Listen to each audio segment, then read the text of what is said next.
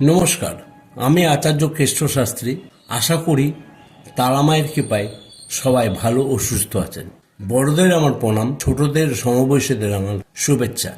আগামী রবিবার 15/2/2026 তারিখে মহাশিবরাত্রি।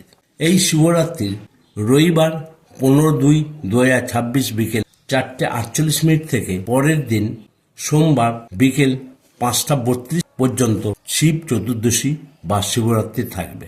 এই শিবলিঙ্গের ওপর এই সময় যদি কিছু সামগ্রী অর্পণ করা হয় তাহলে ভালো ফলাফল পাবেন।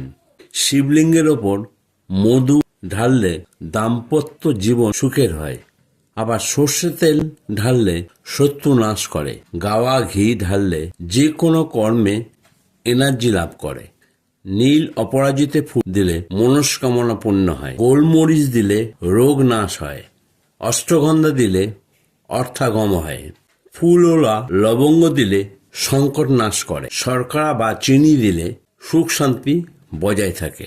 আকন্দ ফুল বা মালা দিলে যশ কীর্তি ও মান পাওয়া যায়। শিব মন্দির যখন যাবেন সেই সময় মন্দিরে ঢোকার আগে 3 বার হাতে তালি দেবেন। আর যদি ওই শিব মন্দিরে ঘন্টা থাকে তাহলে আগে বাজিয়ে নেবেন। কিন্তু ফেরার সময় অর্থাৎ এই সামগ্রী দেওয়ার পর ফেরার সময় হাততালি বা ঘন্টা বাজাবেন না। তারামায়ের কৃপায় সবাই ভালো ও সুস্থ থাকুন এই কামনা করি।